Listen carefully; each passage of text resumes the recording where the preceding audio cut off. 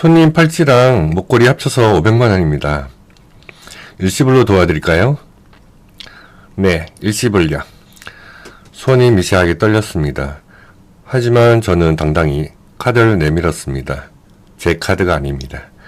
제 생일 케이크 4만원도 아깝다며 소리치던 남편이 바람 피우는 여자에게 300만원짜리 가방을 사주며 웃던 그 여자의 카드입니다.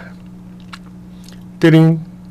결제 문자가 울리는 순간 28년 묵은 체중이 씻은 듯이 내려갔습니다. 지옥 같은 결혼 생활 이제 제 방식대로 끝내려 합니다. 오늘의 사연 시작합니다. 안녕하십니까. 저는 56살 간병인 박명숙입니다. 오늘 제 이야기 꺼내려니 가슴이 뭉클하네요. 처음부터 이야기하자면 좀 길텐데 끝까지 들어주시면 감사하겠습니다. 저는 경북 안동 중갓집 맏딸로 태어났어요. 어릴 때부터 귀에 못이 박히도록 들은 말이 있습니다. 여자는 그저 참고 사는 게 미덕이다. 할머니가 그러셨죠. 어머니도 그러셨어요. 명절 때마다 새벽 4시에 일어나 전을 부치고 제사 음식을 차리고 손님들 밥상 물리고 나면 밤 11시가 넘었죠. 그게 당연한 줄 알았어요. 여자로 태어났으니 그렇게 사는 거라고. 그 말 한마디가 제 인생의 쇠사슬이 될 줄은 꿈에도 몰랐습니다. 1998년 봄이었어요. 28 꽃다운 나이에 중매로 그 일을 만났습니다. 처음 선본 날, 그 사람은 양복을 빳빳하게 다려입고 나왔어요. 인사도 반듯하게 하고 목소리도 차분했죠. 중매쟁이의 아주머니가 귓속말로 그러셨어요. 저 사람 대기업 과장이라고. 아주 검소하고 성실한 사람이라고요. 검소하다는 말이 그때는 칭찬으로 들렸습니다. 돈을 아끼고 알뜰하게 산다는 뜻인 줄 알았거든요. 선보고 3달 만에 결혼이 결정됐어요. 그때 제가 얼마나 설레었는지 몰라요. 드디어 내 가정을 꾸리는구나. 좋은 남편 만나서 행복해 살겠구나. 그런 꿈에 부풀어 있었죠. 그런데 신혼여행 첫날부터 뭔가 이상했어요. 제주도로 갔는데 공항에서 나오자마자 남편이 택시비가 아깝다며 버스를 타자고 했어요. 신혼여행인데 버스요? 그래도 그때는 그러려니 했습니다. 알뜰한 거라고 좋게 생각했어요. 문제는 그 다음이었어요. 호텔 근처 식당에서 저녁을 먹으려는데 남편이 메뉴판을 보더니 얼굴을 찌푸렸어요. 관광지라 바가지라면서 편의점에서 컵라면을 사자고 했습니다. 신혼여행 첫날 저녁이 편의점 컵라면이었어요. 저는 속으로 울었지만 내색하지 않았습니다. 참고 살면 복이 온다고 배웠으니까요. 그렇게 사흘 내내 컵라면만 먹었어요. 제주 흑돼지도 해산물도 아무것도 못 먹었습니다. 마지막 날 공항에서 귤 한 봉지 사달라고 했더니 남편이 뭐라고 했는지 아세요? 서울 가서 마트에서 사면 반값이라고요. 그 말을 듣는데 가슴이 서늘해지더라고요. 하지만 그때도 참았습니다. 아직 서로 적응하는 중이니까 시간이 지나면 나아지겠지 했어요. 나아지지 않았습니다. 오히려 더 심해졌어요. 1999년 봄 우리 딸 나영이가 태어났어요. 첫 아이였습니다. 진통이 18시간이나 이어졌어요. 땀에 흠뻑 젖어 아이를 낳는데 그 순간만큼은 정말 행복했어요. 내 아이구나. 내가 엄마가 됐구나. 분만실에서 나영이를 처음 안았을 때 눈물이 줄줄 흘렀습니다. 문제는 그 다음이었어요. 요즘은 산후조리원에 가는 게 당연하잖아요. 그때도 산후조리원이 있었어요. 제가 조심스럽게 꺼냈습니다. 산후조리원에서 2주만 쉬고 싶다고요. 남편이 뭐라고 했는지 아세요? 산후조리원? 그거 한 달에 200만 원이야. 옛날 사람들은 다 집에서 조리했어. 내가 뭐 특별해서 거길 가? 그 말을 듣는 순간 머릿속이 하얘졌어요. 출산한 지 이틀밖에 안 됐는데 온몸이 천근만근이었는데 남편은 돈 200만 원이 아깝다고 했습니다. 제가 아무 말도 못하고 있으니까 남편이 퇴원수속을 해버렸어요. 출산 사흘 만에 저는 집으로 끌려왔습니다. 3월 초였는데 집에 보일러도 제대로 안 틀어놨더라고요. 가스비 아깝다면서요. 갓 태어난 아기 안고 서늘한 방바닥에 누워있는데 뼛속까지 시린 게 느껴졌어요. 그 한기가 아직도 제 관절에 남아있는 것 같습니다. 비 오는 날이면 무릎이 쑤시거든요. 의사 선생님이 산후조리를 잘못해서 그렇다고 했어요. 그래도 참았습니다. 나영이가 있으니까요. 이 아이를 위해 참아야 한다고 생각했어요. 세월이 흘렀습니다. 나영이는 무럭무럭 자랐어요. 초등학교 들어갈 때쯤 아이가 피아노를 배우고 싶다고 했어요. 학교 친구들이 다 학원에 다닌다면서요. 남편에게 조심스럽게 말했더니 콧방귀를 뀌더라고요. 피아노가 밥 먹여주냐면서요. 결국 나영이는 피아노를 배우지 못했습니다. 2010년 제가 40살 되던 해였어요. 친정아버지가 위독하시다는 연락을 받았습니다. 안동까지 내려가려고 하는데 남편이 막았어요. 왕복 고속버스비가 얼만데 어차피 돌아가시고 가봤자 뭐해. 장례식 때 가면 되잖아. 그 말을 듣고 저는 펑펑 울었어요. 내 아버지가 돌아가시는데 고속버스비 몇만 원이 아깝다고요. 결국 저는 아버지 임종을 지키지 못했습니다. 장례식장에 도착했을 때 아버지는 이미 차가운 관 속에 누워 계셨어요. 마지막으로 손 한번 잡아보지 못했습니다. 그 한이 아직도 가슴에 맺혀 있어요. 그 후로 참고 또 참았습니다. 2018년부터 2026년까지 8년 동안 치매 걸린 어머니를 간병했어요. 하루도 쉬지 못했습니다. 새벽 5시에 일어나서 밤 11시까지 대소변을 받아냈어요. 기저귀 가는 게 하루에 7번, 8번이었습니다. 손이 트고 갈라져서 핸드크림을 발라도 소용없었어요. 그래도 동네 사람들은 저보고 효부라고 했습니다. 효부 소리 들으면 뭐 하나요? 남편은 여전했어요. 콩나물 값이 100원 올랐다고 가계부를 제 얼굴에 집어 던지는 인간이었습니다. 그 가계부 모서리에 눈밑이 찢어져서 피가 났어요. 아무고 나니 흉터가 남았습니다. 지금도 거울 볼 때마다 그 흉터가 보여요. 28년을 그렇게 살았습니다. 참고 또 참았어요. 참으면 복이 온다고 믿었거든요. 그런데 복은 오지 않았습니다. 대신 제 가슴만 시커멓게 타서 쟤만 남았더라고요. 그런데 작년 가을부터 뭔가 이상했어요. 그 지독한 구두쇠가 변하기 시작한 겁니다. 작년 가을부터였을 거예요. 2025년 9월쯤이었습니다. 28년 동안 속옷 한 장 제 손으로 안 사입던 사람이었어요. 양말에 구멍이 나도 꿰매 신고 러닝셔츠에 누렇게 변해도 버리지 않던 사람이요. 그런데 어느 날부터 은은한 향수 냄새를 풍기며 들어오기 시작했습니다. 처음에는 제가 잘못 맡은 줄 알았어요. 회사에서 누가 뿌린 게 묻었나 보다 했죠. 그런데 이틀, 사흘, 일주일이 지나도 그 냄새가 계속됐습니다. 달콤하면서도 묵직한 향이었어요. 나중에 알고 보니 샤넬 향수더라고요. 백화점에서 10만원이 넘는 거였습니다. 제 생일 선물로 3,000원짜리 양말 세트도 아깝던 사람이 향수를요. 그때부터 이상한 점들이 하나 둘 눈에 들어오기 시작했어요. 옷장을 열어봤더니 모르는 넥타이가 3개가 걸려 있었습니다. 전부 실크였어요. 남편은 평생 만원짜리 폴리에스터 넥타이만 매던 사람이거든요. 실크 넥타이가 왜 있지? 의아했지만 직접 물어보지는 않았어요. 괜히 의심한다고 화낼까봐요. 더 이상한 건 핸드폰이었습니다. 예전에는 핸드폰을 식탁 위에 던져두고 다녔어요. 저한테 숨길 게 없으니까요. 그런데 언제부터인가 화장실 갈 때도 핸드폰을 들고 들어가기 시작했어요. 심지어 비닐봉지에 싸서요. 물이 튈까봐 그런다고 했지만 28년 동안 그런 적 한 번도 없었거든요. 밤에 자다가 깨면 남편이 이불 속에서 핸드폰을 보고 있었어요. 제가 뒤척이면 황급히 화면을 끄더라고요. 뭐 보냐고 물으면 뉴스 본다고 했습니다. 새벽 2시에 이불 속에서 뉴스를요?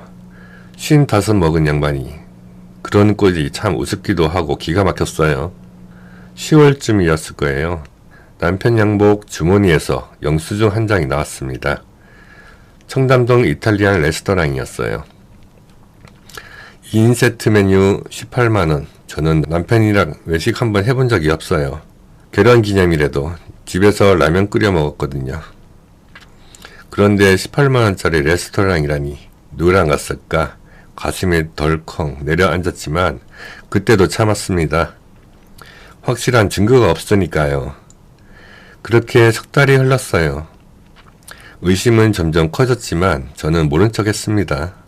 알고 싶지도 않았어요. 28년을 바친 결혼 생활이 거짓이었다는 걸 인정하고 싶지 않았거든요. 결정적인 건 올해 2월 중순이었습니다. 2026년 2월 15일, 그날은 평생 잊지 못할 거예요. 저는 요즘 간병인 일을 해요.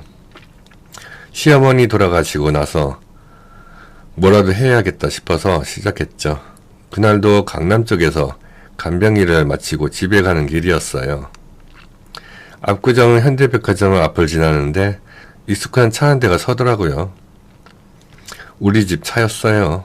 검은색 소나타. 번호판까지 똑같았습니다. 저는 멈춰 섰어요. 심장이 쿵쾅 뛰었습니다. 운전석 문이 열리고 남편이 내렸어요. 그런데 조수석에서도 누군가 내리는 거예요. 젊은 여자였습니다. 30 초반쯤 돼 보였어요. 긴 생머리에 빨간 코트를 입고 있었죠. 남편이 그 여자 허리를 감싸 안고 백화점으로 들어갔습니다. 마치 연인처럼요. 다리에 힘이 풀렸어요. 손이 부들부들 떨렸습니다. 그래도 확인해야 했어요. 저는 백화점 안으로 따라 들어갔습니다. 명품관 1층이었어요. 남편과 그 여자가 가방 매장 앞에 서 있었습니다. 저는 기둥 뒤에 숨어서 지켜봤죠.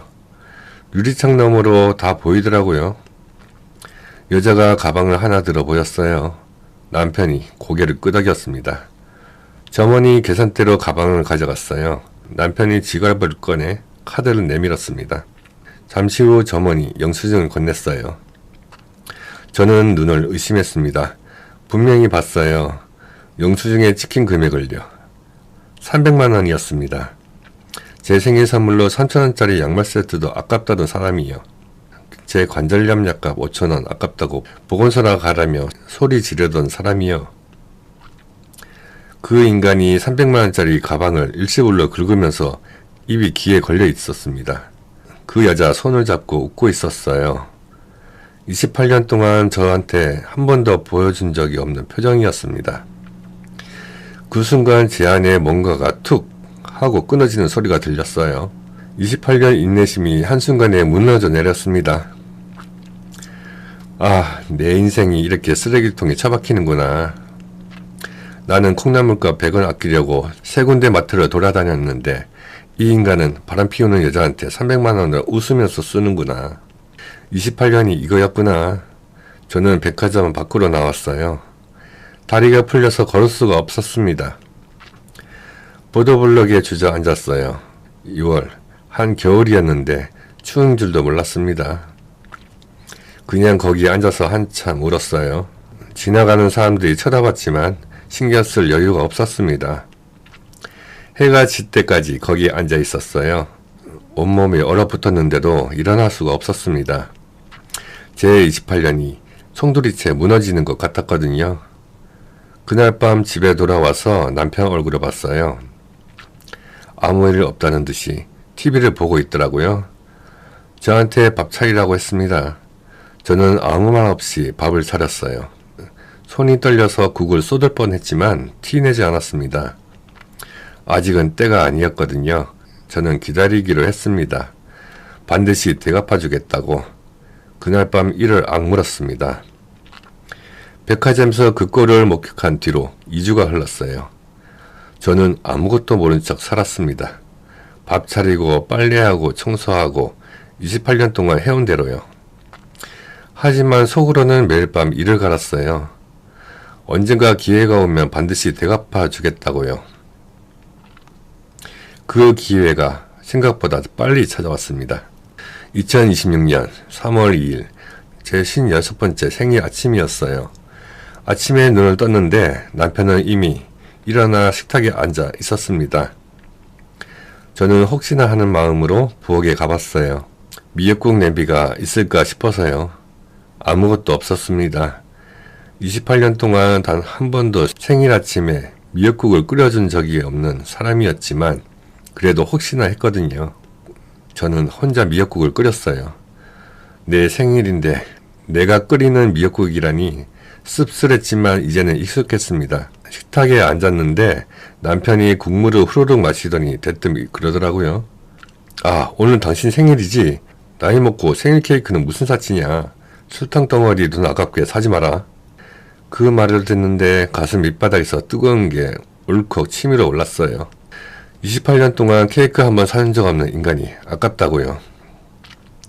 2주 전에 바람 피우는 여자한테 300만원짜리 가방 사주던 인간이요. 제 생일 케이크 하나가 뭐가 아깝다고 분노가 목구멍까지 차올랐지만 꾹 눌러 삼켰습니다. 그때 전화벨이 울렸어요. 신우이 선화였습니다. 42 된 신우이가 8년 전에 늦게 결혼해서 작년에 늦둥이 아이들로 낳았거든요. 이번 주말에 돌잔치를 한다고 했어요. 언니, 나 이번 주 토요일에 우리 민준이 돌잔치야. 돌반지 순금 5던 세트로 준비해와. 언니가 맏며느리잖아. 체면 있게 해야지. 일방적으로 통보하고 끊어버렸어요. 순금 5던 세트면 400만원이 넘거든요. 그걸 제가 준비하라고요. 저는 간병인 일해서 한 달에 180만원 버는 사람이에요. 그 돈으로 생활비 되고 나영이 용돈도 보태주고 나면 남는 게 없습니다. 남편에게 말했어요. 신우이가 돌반지 준비해오라는데 금값이 너무 비싸서 어떡하냐고요. 남편이 뭐라고 했는지 아세요? 가족 체면이 있지. 당신 비상금을 준비해놔. 남보기 부끄럽게 싸구려 들고 가면 안 돼. 비상금요? 웃기지도 않았어요. 28년 동안 콩나물값 아끼느라 비상금 모을 여유가 어디 있었겠어요. 그리고 왜 제가요? 당신 여동생 아들 돌잔치인데 왜 제 돈으로 준비해야 하냐고 물었더니 남편이 벌떡 일어나서 제 어깨를 거칠게 밀었어요. 시끄러워!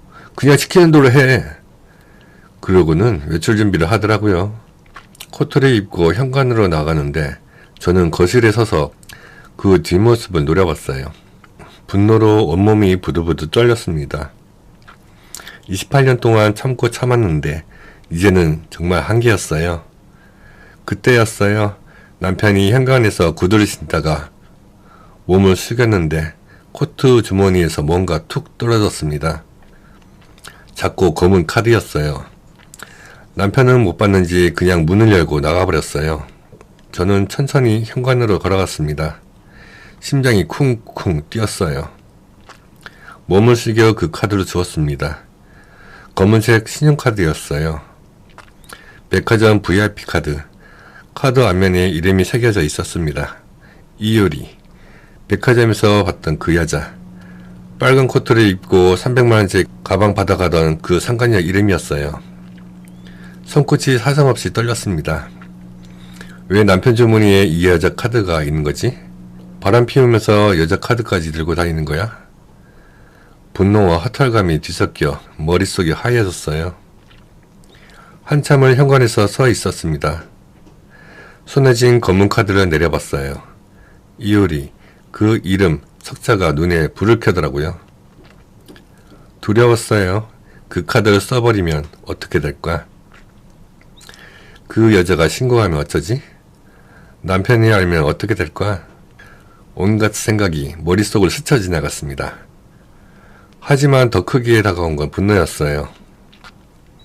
28년 동안 참고 살았습니다. 신혼여행 때 컵라면 먹었어요. 출산하고 사흘 만에 찬 방바닥에 누웠어요.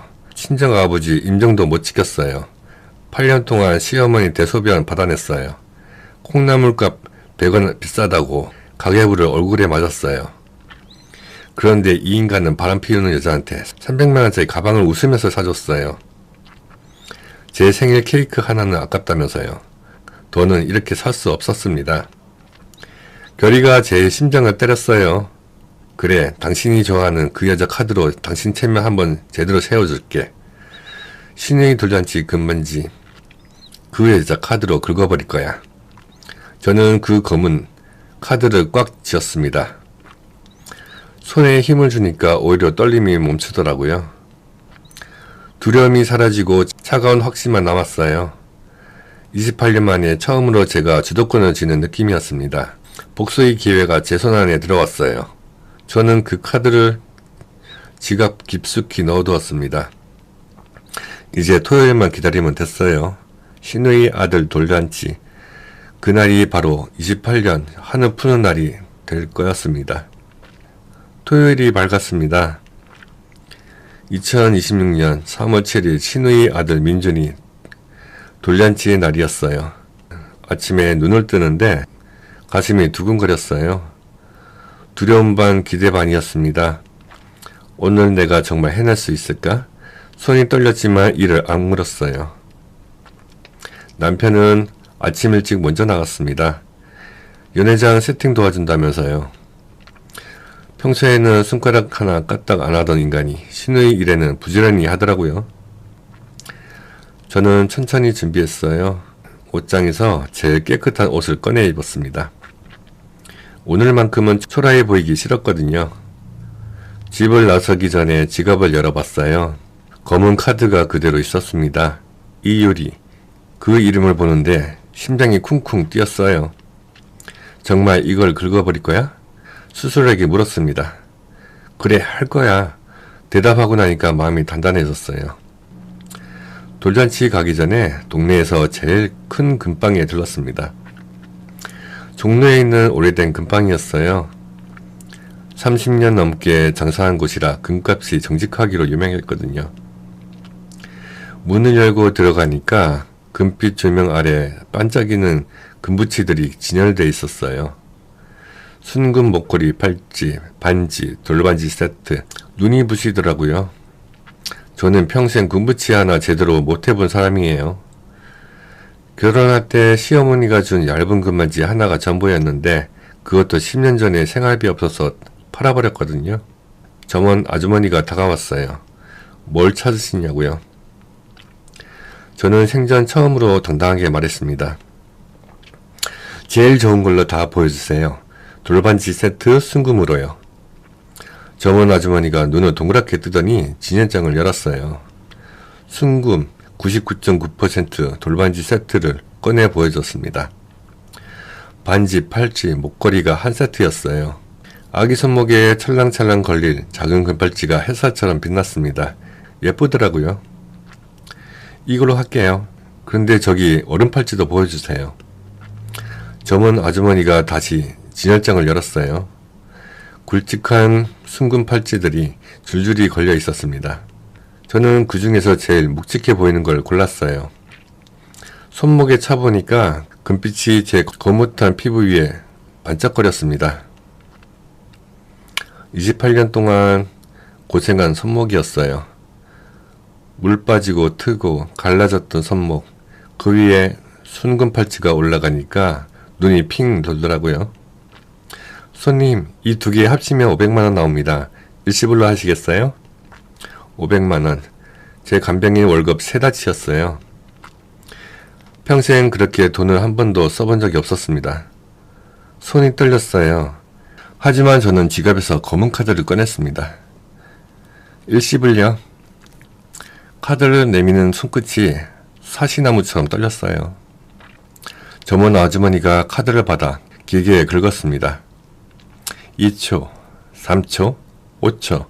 시간이 느리게 흘러갔어요. 혹시 결제가 안 되면 어쩌지? 심장이 목구멍까지 튀어오르는 것 같았습니다. 띠링! 결제 완료 소리가 울렸어요. 그 순간 제 평생 막혔던 체중이 확 내려갔습니다. 가슴속에 응어리져 있던 게 쑥 빠져나가는 느낌이었어요. 28년 동안 쌓인 서름이 그 전점 하나에 다 풀리는 것 같았습니다. 저는 금팔찌를 손목에 찼어요.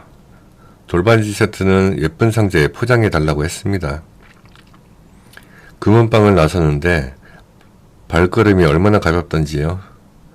하늘이 유난히 파랗게 보였어요. 연회장에 도착했습니다. 서울 강남의 웨딩홀 연회장이었어요. 신우이가 돈 자랑하려고 비싼 데를 잡았더라고요. 홀에 들어서니까 친척들이 옹기종기 모여 있었어요. 남편은 벌써 도착해서 생색을 내고 있었습니다. 우리 집사람이 큰 거 준비했어. 형님, 우리 명숙이가 이번에 제대로 했다니까? 저를 보더니 친척들 사이에서 어깨를 으쓱 하더라고요. 제 돈으로 하라고 등 떠밀어 놓고는 자기가 한 것처럼 생색이에요. 역겨웠지만 웃었습니다. 오늘은 참을 수 있었어요. 더 큰 복수가 기다리고 있었으니까요. 저는 번쩍이는 금발찌를 차고 신우에게 다가갔어요. 금반지 세트 상자를 내밀었습니다. 신우이가 상자를 열었더니 입이 떡 벌어졌어요. 순금 99.9% 돌반지 세트. 눈이 휘둥그레지더라고요. 어머, 언니 이거 진짜야? 헐, 대박. 얼마야 이거? 저는 웃으면서 대답했어요. 500만 원이라고. 신우이가 기겁을 하더니 저를 끌어안았어요. 난생 처음 신우이한테 그런 대접을 받아봤습니다. 남편은 제 옆에서 어깨가 으쓱해져서 저를 토닥이더라고요. 평생 한 번도 안 하던 짓을요. 그때 남편 핸드폰이 미친듯이 울렸어요. 진동이 계속됐습니다. 남편이 화면을 보더니 얼굴이 사색이 됐어요. 저는 알았죠. 상간녀가 결제 문자를 보고 눈이 뒤집힌 거예요. 500만 원이 한 번에 긁혔으니까요. 남편이 황급히 화장실 쪽으로 도망갔어요. 저는 천천히 뒤따라갔습니다. 화장실 앞 복도에서 남편을 붙잡았어요. 그리고 조용히 속삭였습니다. 자기 애인 카드 참 좋더라. 500만 원 긁었어. 지금 취소하면 당신 망신인데 어떡해? 남편 눈동자가 사정없이 흔들렸어요. 얼굴이 새하얗게 질렸습니다. 그 꼴을 보는데 그렇게 고소할 수가 없었어요. 28년 묵은 체중이 싹 내려갔습니다. 그때 딸 나영이가 연회장에 들어왔어요. 늦게 도착한 거였죠. 저를 보더니 달려와서 손을 꼭 잡아줬어요. 따뜻했습니다. 아, 이제 내가 나를 지켰구나 싶은 확신이 들었어요. 돌잔치가 끝났습니다. 친척들이 하나둘 돌아가고 연회장이 텅 비었어요. 남편은 잔치 내내 한마디도 못하고 구석에 서 있었어요. 핸드폰은 계속 울렸고 그때마다 얼굴이 일그러지더라고요. 상간녀한테 얼마나 시달렸는지 이마에 식은땀이 송골송골 맺혀 있었습니다. 집으로 돌아오는 차 안에서 남편이 입을 열었어요. 야, 그 카드 어디서 났어? 왜 남의 카드를 긁어? 미쳤어? 저는 창밖을 보며 대답했습니다. 남의 카드? 당신 주머니에서 나왔는데 왜 당신 주머니에 그 여자 카드가 있어? 그거 나한테 설명 안 해도 돼? 남편이 말문이 막혔어요. 뭐라고 둘러댈 수가 없었던 거죠. 저는 계속했습니다. 2월 15일 압구정 백화점 나 다 봤어. 빨간 코트 입은 여자한테 300만원짜리 가방 사주는 거. 남편 손이 운전대 위에서 부들부들 떨렸어요. 아무 말도 못하더라고요. 28년 동안 저한테 큰 소리 치던 사람이 고개를 푹 숙이고 있었습니다. 그 꼴을 보는데 통쾌하면서도 허무했어요. 내 28년이 이렇게 끝나는구나 싶었습니다. 집에 도착했어요. 현관문을 열고 들어가자마자 저는 방으로 갔습니다. 서랍에서 서류봉투를 꺼냈어요. 미리 준비해둔 거였습니다. 2월에 백화점에서 그 꼴을 보고 나서 바로 준비했거든요.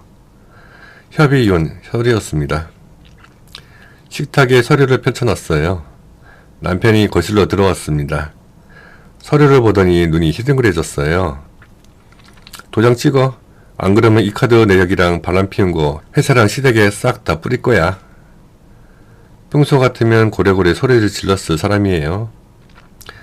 콩나물값 100원에 가계부를 얼굴에 던지던 사람이거든요. 그런데 그날은 달랐어요. 제 서슬퍼런 눈빛에 꼼짝도 못하더라고요. 명수가 잠깐 얘기 좀 하자. 내가 잘못했어. 다시 한 번만 기회를 줘. 웃기더라고요. 28년 동안 단 한 번도 잘못했다는 말을 안 하던 사람이에요. 신혼여행 때 컵라면 먹인 것도, 산후조리원 안 보내준 것도, 친정아버지 임종 못 가게 한 것도 단 한 번도 미안하다고 안 했어요. 그런데 이제 와서 기회를 달라고요? 저는 고개를 저었습니다. 28년 동안 기회를 줬어. 매일 참았어. 그런데 당신은 바뀐 적 없잖아? 남편은 무릎을 꿇었어요. 난생 처음 보는 광경이었습니다. 그 거만하던 사람이 바닥에 무릎을 대고 고개를 숙였어요. 예전 같으면 마음이 흔들렸을 거예요. 저 사람도 반성하는구나. 한 번 더 기회를 줄까 했을 거예요. 하지만 더 이상은 안 됐습니다. 백화점에서 봤던 장면이 머릿속에 선명하게 남아있었거든요. 그 여자 허리를 감싸 안고 웃던 얼굴, 300만원짜리 가방 긁으면서 입이 귀에 걸렸던 표정, 제 생일 케이크 3만원도 아깝다던 인간이요. 일어나. 무릎 꿇어봤자 소용없어. 그냥 도장이나 찍어.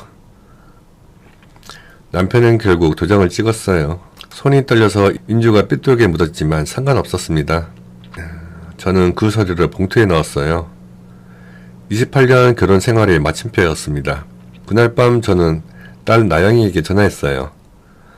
나영이는 서울에서 직장을 하고 있었거든요. 27살 어엿한 사회인이 된 내 딸이에요. 엄마, 무슨 일이야? 목소리가 이상해. 저는 담담하게 말했습니다. 아빠랑 이혼하기로 했다고요. 전화기 너머로 나영이가 한숨을 쉬더라고요. 엄마, 나 알아. 아빠가 바람 피운 거 작년에 우연히 봤어.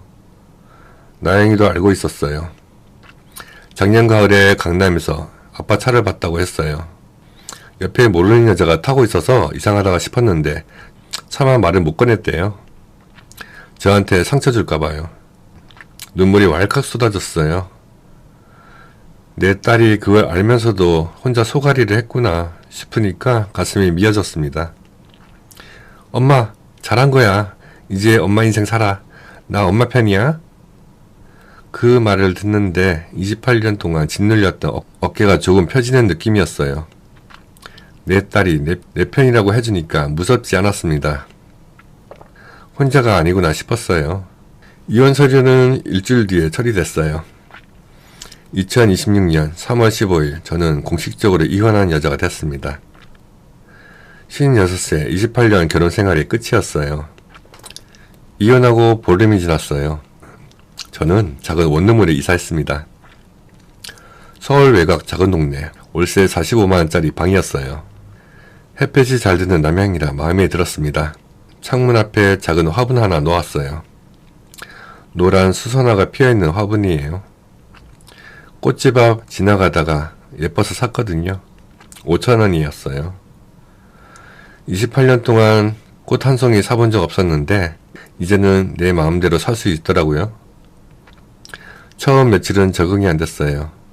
아침에 눈을 떠도 미역국 끓일 사람이 없고 밥 차릴 사람도 없었어요. 28년 동안 남편 밥상 차리는 게 일과였는데 갑자기 그게 없어지니까 허전했습니다. 텅 빈 식탁을 보면서 멍하니 앉아있는 날도 있었어요. 하지만 며칠이 지나니까 깨달았어요. 이게 자유구나. 아침에 일어나고 싶을 때 일어나고 밥 먹고 싶을 때 먹고 자고 싶을 때 자면 되는 거였어요. 누구 눈치도 안 봐도 됐습니다. 콩나물값 100원 때문에 가계부 맞을 일도 없었어요. 요즘 제 하루는 이래요. 아침 7시에 눈을 떠요. 예전에는 새벽 5시에 일어나서 남편 도시락 싸야 했는데 이제는 그럴 필요도 없잖아요. 천천히 일어나서 커피를 내려요. 편의점에서 산 1,500원짜리 드립백이에요. 창가에 앉아서 따뜻한 커피를 홀짝홀짝 마시는데 그 맛이 얼마나 달콤한지 몰라요. 28년 동안 커피 한 잔 여유롭게 마셔본 적이 없었거든요. 항상 서서 마시거나 아예 못 마시거나 둘 중 하나였어요. 남편이 커피값 아깝다고 집에서 마시지 말라고 했거든요. 그런데 이제는 아무도 뭐라 안 해요. 제 돈으로 제가 마시는 거니까요. 간병인 일은 계속 하고 있어요. 한 달에 180만원 벌어서 월세 내고 밥 먹고 조금씩 저축해요. 빠듯하지만 충분합니다. 예전에는 300만원 벌어도 남편한테 다 뺏겼거든요. 이제는 180만원이 온전히 제 거예요. 그게 훨씬 나아요. 지난주에는 나영이가 엄마 생일 못 챙겨드렸다면서 찾아왔어요. 손에 케이크 상자를 들고요. 딸기 생크림 케이크였어요. 촛불 꽂아서 불 끄고 생일 축하 노래도 불러줬어요. 엄마 촛불 불어. 소원 빌어. 저는 눈을 감고 소원을 빌었어요. 뭘 빌었는지 아세요? 그냥 건강하게 살고 싶다고요. 거창한 게 아니에요. 아프지 않고 내 힘으로 살다가 나영이 결혼하는 거 보고 싶다. 그게 전부였어요. 촛불을 끄고 케이크를 잘랐어요. 한 입 먹는데 눈물이 나더라고요. 달콤했어요. 56년 인생에서 먹어본 케이크 중에 제일 달콤했습니다. 나영이가 놀라서 왜 우냐고 물었어요. 아니야, 그냥 맛있어서 엄마 56년 동안 이렇게 맛있는 케이크 처음 먹어본다. 나영이가 저를 꼭 안아줬어요. 따뜻했습니다. 이 아이 하나 나와서 다행이다 싶었어요. 28년 결혼 생활이 지옥 같았어도 이 아이가 있어서 버틸 수 있었거든요. 가끔 팔목에 찬 금팔찌를 봐요. 그날 금은방에서 산 500만원짜리 순금팔찌요. 볼 때마다 그때 생각이 나요. 손이 떨리면서 카드 내밀던 순간, 결제음을 울리던 순간, 남편 얼굴이 사색이 되던 순간 가슴이 아리기도 하고 통쾌하기도 해요. 후회하냐고요? 아니요. 단 한 번도 후회한 적 없어요. 그 카드 주인한테 미안하냐고요? 글쎄요. 솔직히 모르겠어요. 그 여자가 내 남편을 빼앗아간 건 사실이니까요. 하지만 그렇다고 해서 제가 한 일이 잘한 일인지는 저도 모르겠어요. 다만 그 순간에는 그게 제가 할 수 있는 유일한 복수였어요. 28년 동안 참고 참았던 제가 할 수 있는 유일한 저항이었습니다. 요즘 뉴스 보면서 저 같은 사람이 많더라고요. 평생 참고 살다가 뒤늦게 이혼하는 여자들이요. 황혼 이혼이라고 하던데 저도 거기에 해당하는 거겠죠? 그런데 그게 나쁜 건 아닌 것 같아요. 늦었지만 자기 인생을 찾은 거니까요. 혹시 이 이야기를 듣고 계신 분들 중에 저처럼 참고 사는 분이 계신가요? 마음속에 응어리가 맺혀 있는 분이 계신가요? 저는 이렇게 말씀드리고 싶어요. 한 번쯤은 자신을 위해 용기를 내보세요. 저처럼 극단적인 방법을 쓰라는 게 아니에요. 그냥 자기 자신한테 솔직해지라는 거예요. 참는 게 미덕이라고 배웠지만 참다가 죽으면 그게 무슨 소용이에요? 살아있을 때 내 인생 한번 살아봐야죠. 저는 이제 괜찮아요. 가슴속에 맺혔던 응어리가 다 풀린 건 아니에요. 밤에 잠이 안 올 때도 있고 문득 28년이 허무하게 느껴질 때도 있어요. 하지만 아침에 눈을 떴을 때 누구의 눈치도 보지 않고 마시는 커피 한 잔이 그렇게 달 수가 없어요.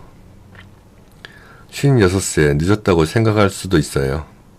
하지만 저는 이제 제 인생이 시작된 것 같아요. 앞으로 얼마나 살진 모르지만 남은 날들은 오로지 저를 위해 살 거예요. 긴 이야기 끝까지 들어주셔서 정말 감사합니다. 오늘도 당신의 이름으로 당당하게 빛나는 하루 보내시길 바랍니다.